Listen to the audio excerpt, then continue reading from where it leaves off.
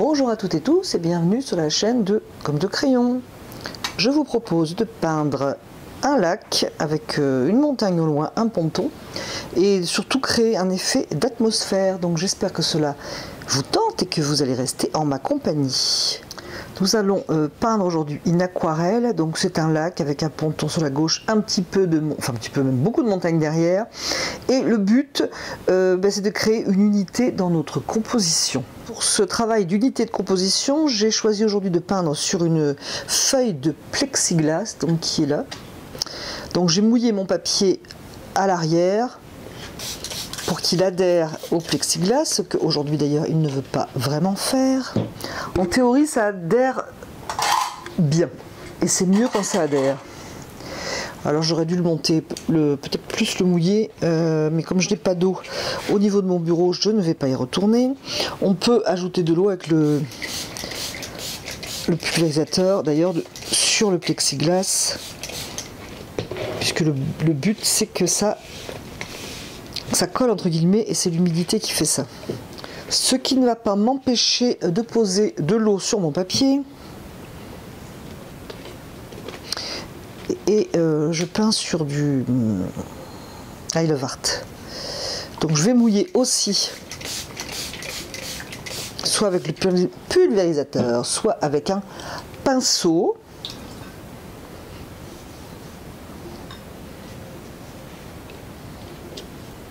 Donc je vais bien mouiller partout. Voilà, ça commence à adhérer.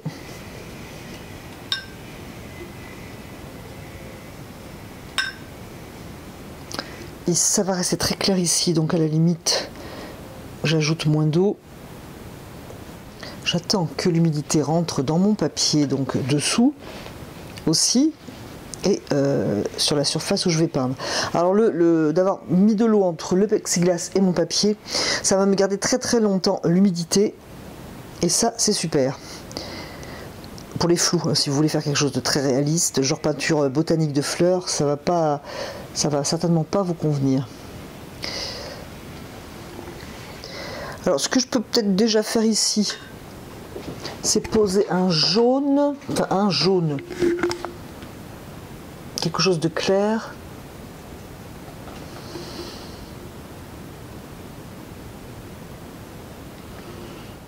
Et ça c'est moins l'unité, c'est quand même ma partie qui est un petit peu à part, je dirais.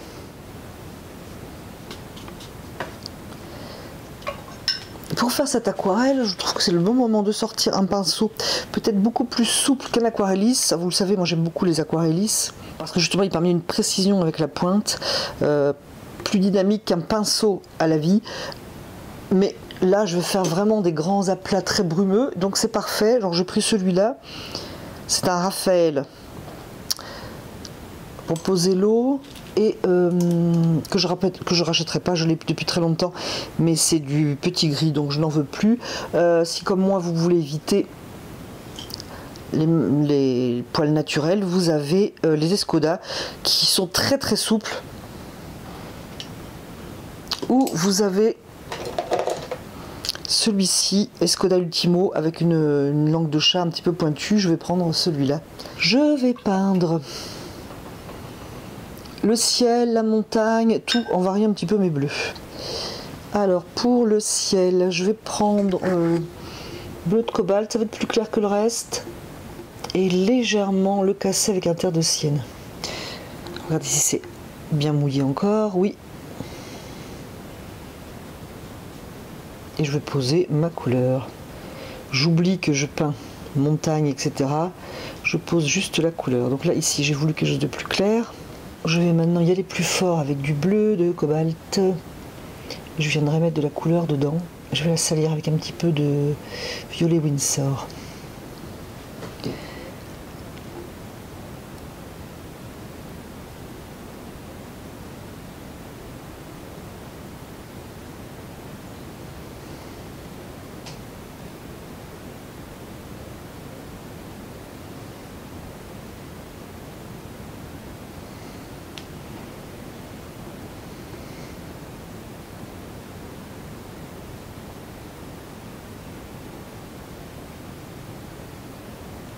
Déjà, ça fait une brume ici que je recherche.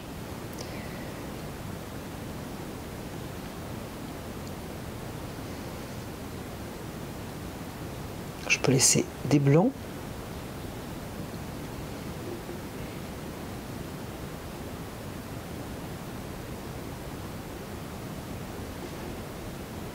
C'est déjà bien sec ici, trop à mon goût, je vais un petit peu mouiller.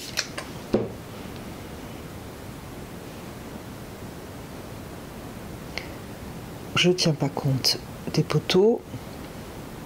Par contre, je vais laisser une ligne blanche ici, donc une ligne aussi, si possible, à droite un petit peu du poteau. Et laisser ici une ligne blanche des contours du village. Laisser des blancs pour ces petites maisons. J'en ai prévu quelques-uns en les dessinant, mais je peux en inventer d'autres, bien entendu.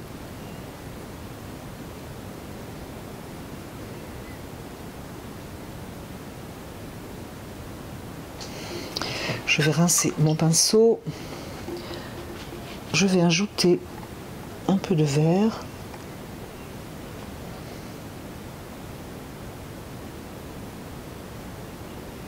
Un peu de vert dans mon bleu d'ailleurs.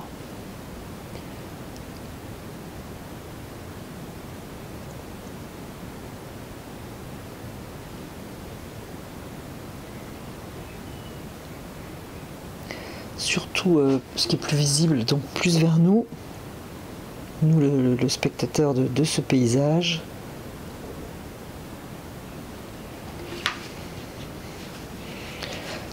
Tout en surveillant ici ce qui se passe. Adoucir avant que ça sèche ma ligne blanche.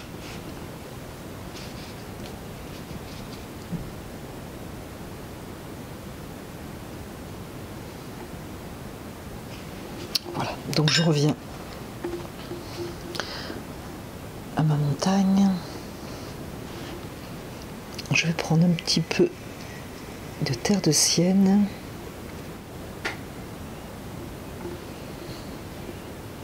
Pour rappel, je suis bien entendu inclinée, ce qui va permettre de couler, qui permettre à la peinture de couler.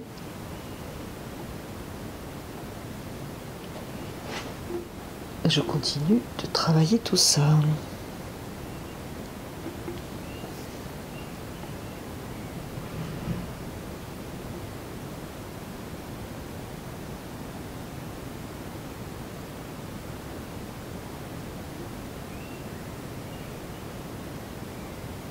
Ici c'est plus bleu, donc je vais faire la même chose, bleu de cobalt, pointe de Windsor, mais plus bleu et plus clair. La montagne est plus au loin.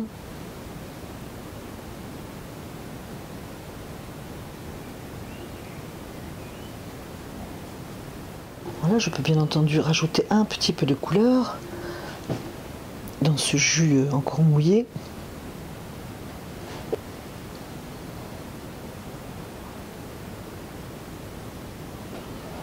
Alors j'ai eu la main un petit peu lourde ici pour que vous puissiez voir mon dessin, bien que c'est plutôt un croquis très libre. La montagne au loin, faites attention de ne pas trop insister sur le dessin. Et pareil ici, je peux revenir dedans, c'est encore mouillé. Alors c'est assez vert sur ma photo de référence, mais personnellement, je veux des tons assez bleus. Admettons que je sois satisfaite de mes couleurs. Alors n'oublions pas que le bleu va vraiment perdre de l'intensité en séchant, il faut y penser. Je trouve que j'ai des lignes un petit peu trop toutes comme ça. Donc je vais poser ce vert de manière à avoir des lignes un petit peu plus horizontales.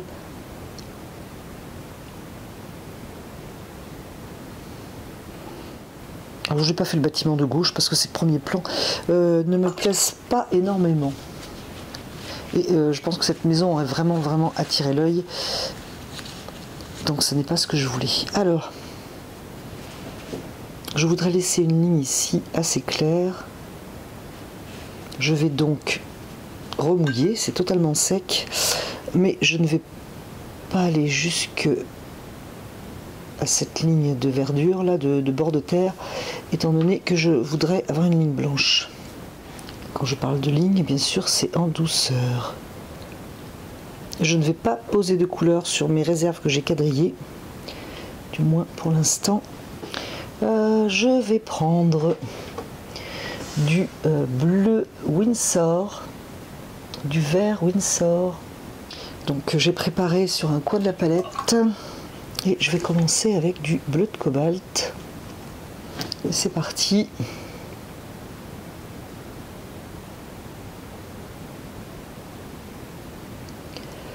Donc à part le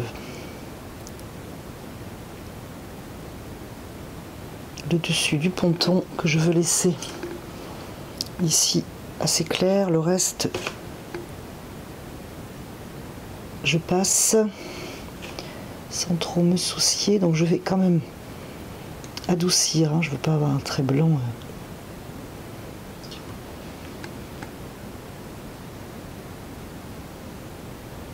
Le fait de poser la même couleur partout va me permettre de créer une harmonie. Donc je regarde mon image, je regarde où est-ce que je peux joindre un petit peu pour ne pas avoir une ligne blanche nette. Et où les couleurs justement pourraient se fondre.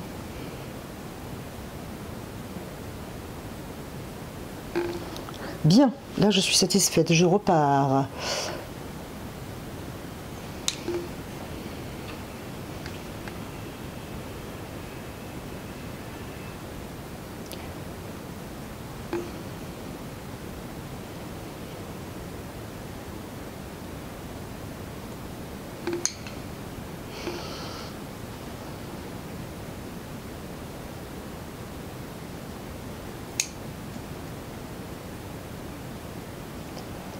En regardant ma photo, parce que oui, ici ça sera foncé, ici je dégrade mon bleu,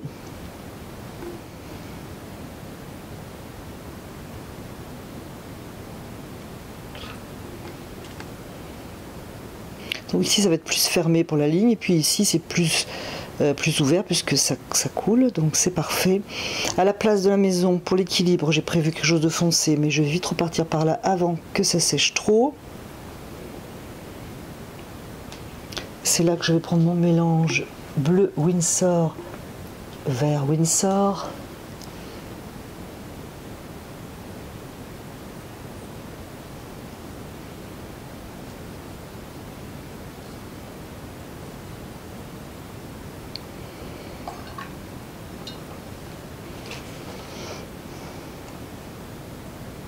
Je travaille avec ma couleur cobalt éventuellement avec un peu de ou entièrement outre-mer.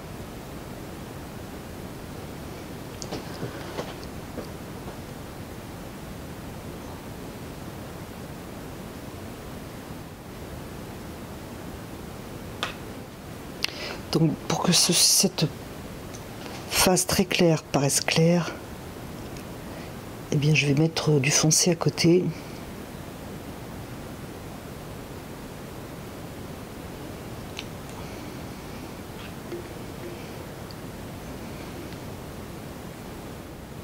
En regardant ma photo de référence.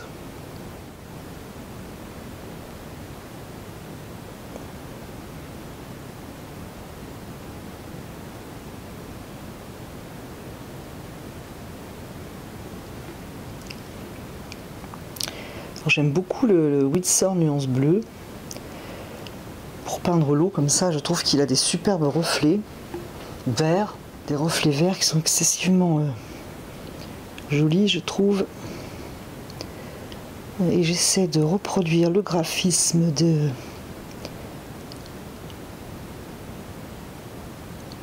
ces rides sur l'eau. Arranger celles que j'ai déjà faites. Éventuellement, ça fait quand même des marcations assez nettes. Là, à ce moment-là, par contre, c'est bien de prendre un aquarelliste aussi, si on veut justement quelque chose d'assez net.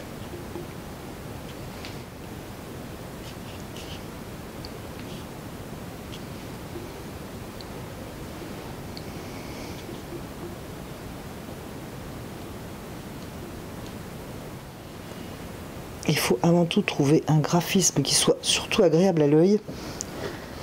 Je vais poser de la couleur dans l'autre sens pour que les pigments aillent dans l'autre sens. Ils sont tous un peu comme ça, hein, puisque je suis inclinée. C'est logique. Donc soit un bleu Winsor un peu vert, soit les deux. Et du coup, je fais varier un petit peu ma pose de pigment qui va glisser dans ce sens. Alors c'est moins facile effectivement pour s'y retrouver. La pointe pour ça est très très bien. Le pinceau est bien parce qu'il prend beaucoup de pigments.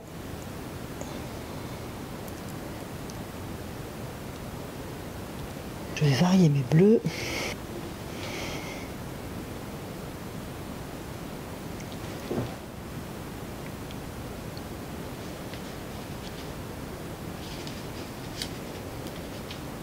Et là j'ai quand même besoin de voir. Donc déjà ça a rompu un petit peu la monotonie des lignes. Je vais juste essayer de retrouver une liaison quand même. C'est toujours quelque chose d'un petit peu vert, hein. Avec un pinceau propre légèrement essuyé, on peut adoucir.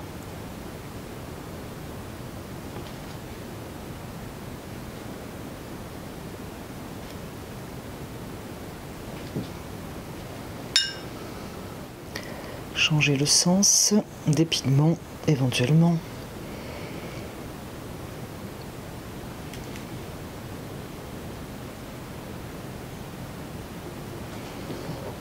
On peut aussi un petit peu jeter, ce qui n'empêche pas de surveiller ce qui se passe.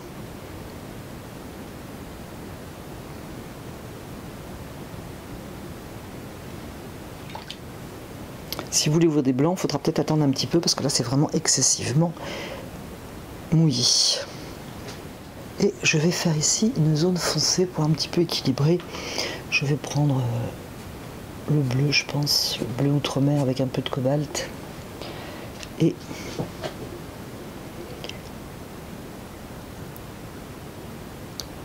imaginez mon ombre ici. On peut imaginer qu'il y a un bâtiment à gauche. Ou quelque chose, un talus, je ne sais quoi, qui ferait de l'ombre.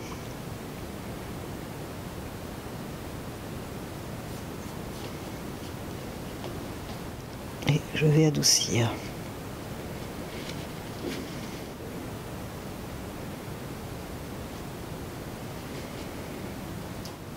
Voilà, alors la question c'est est-ce que je laisse sécher ici avant d'apporter quelque chose de plus chaud? Je vais poser un terre de sienne, donc je décide de ne pas attendre.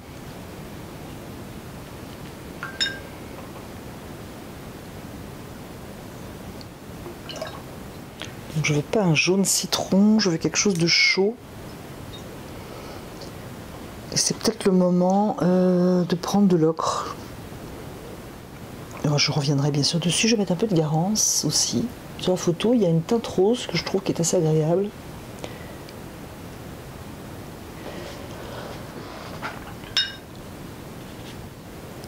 J'ai pris l'ocre opaque pour qu'il flotte entre guillemets un petit peu à la surface. Donc ce n'est pas sec du tout, 10 minutes se sont passées environ depuis l'étape précédente. J'ai surveillé la manière dont ça séchait, j'ai vu qu'ici il manque un peu de bleu, donc j'ai juste rajouté du bleu à cet endroit-là simplement, hein, tout simple, tout simple. J'ai ajouté un jaune pâle ici dans l'humide pour créer une ombre au village, donc je trouve ça plutôt sympa. Là c'est encore humide. Je vais passer un jus, alors vraiment un bleu hyper pâle, hyper pâle pour ajouter qu'il n'y ait pas que du jaune.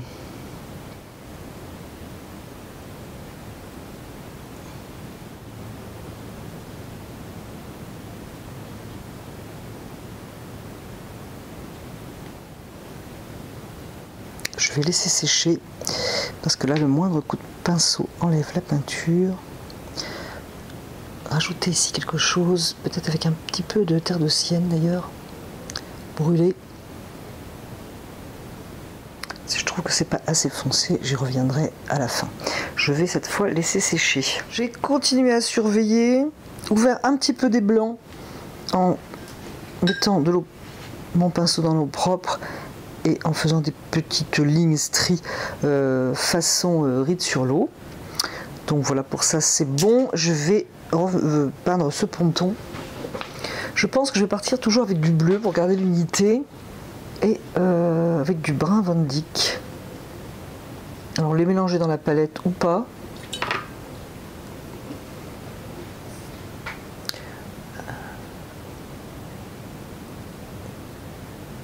Donc j'avais oublié certainement de vous donner la lumière qui doit venir comme ça. Alors aussi une rectification, j'ai dit que je laissais sécher. Non, je ne vais pas laisser sécher totalement. Plutôt que le processus de séchage est vraiment bien entamé, mais c'est très très humide, ce qui est logique étant donné que dessous on est, je vous le rappelle, sur une feuille de plexiglas qui a entre deux une bonne couche d'eau. Donc évidemment je ne vais pas attendre que ça sèche.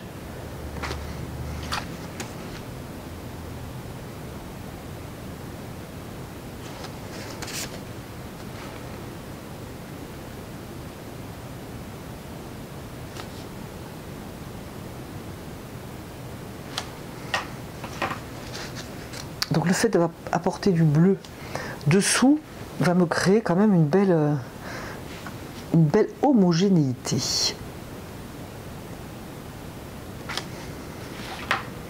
Donc je vais laisser de la lumière. D'ici aussi d'ailleurs.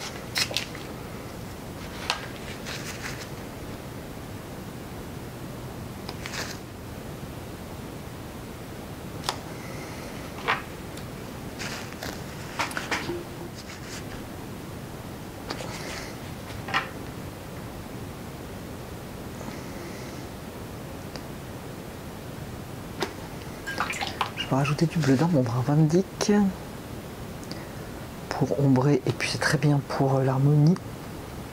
Et je reviendrai après pour le reflet. Le reflet dans l'eau. Alors il y en a eu un ici. Alors j'ai pas fait les mêmes.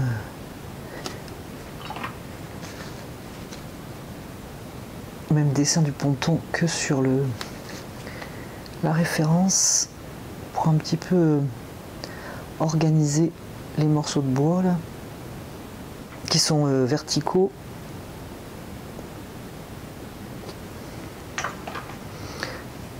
Toujours pour l'harmonie je vais mettre du bleu, donc je mets du bleu de cobalt.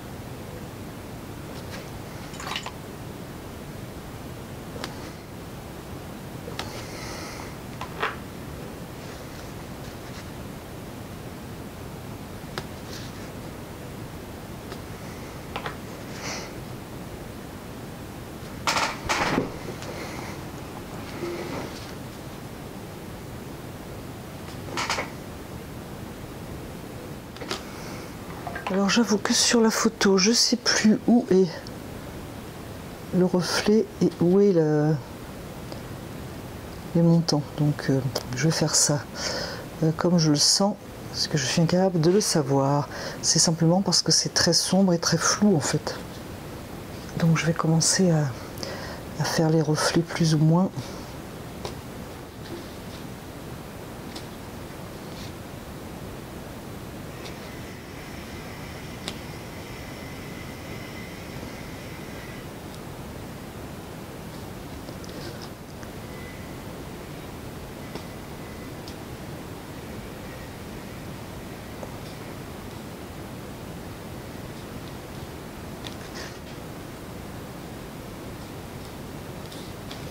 Donc c'est presque carrément une forme, pour ainsi dire.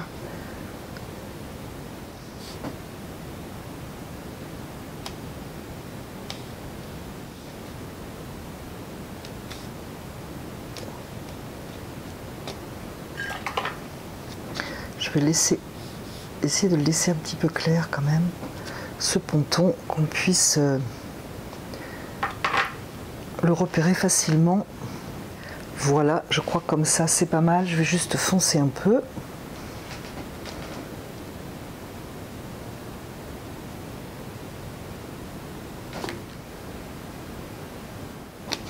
Je vais faire une couleur foncée pour l'ombre et on y verra déjà plus clair. Alors l'ombre, je vais prendre de l'outre-mer, je vais prendre du bleu Winsor, du vert Winsor et casser avec du terre de Sienne. Alors l'ombre.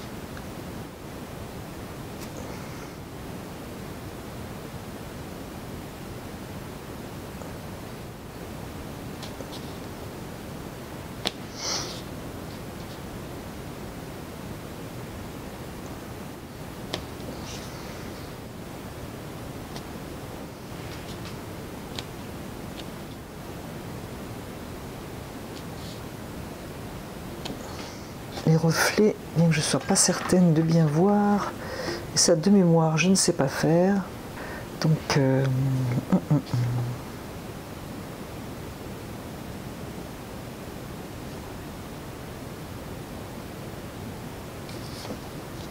je vais flotter un peu pour casser la régularité, on va dire.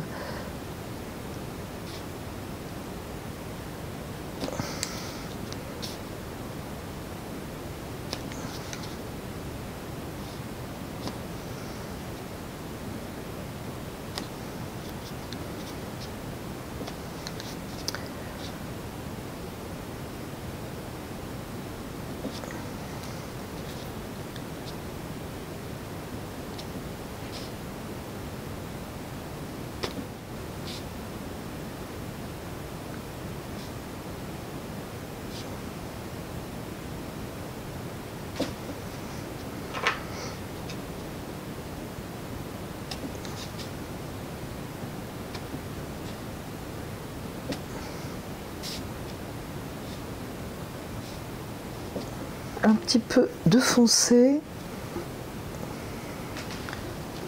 et puis pour les poteaux ça va être à peu près tout.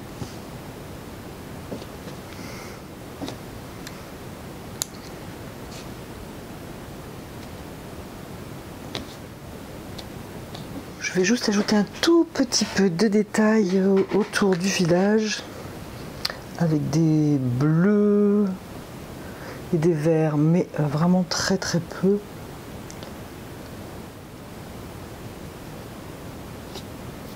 Enfin, de toute façon, des couleurs complètement indéfinies. Et ça va être presque tout. Vous allez être libérés, délivrés.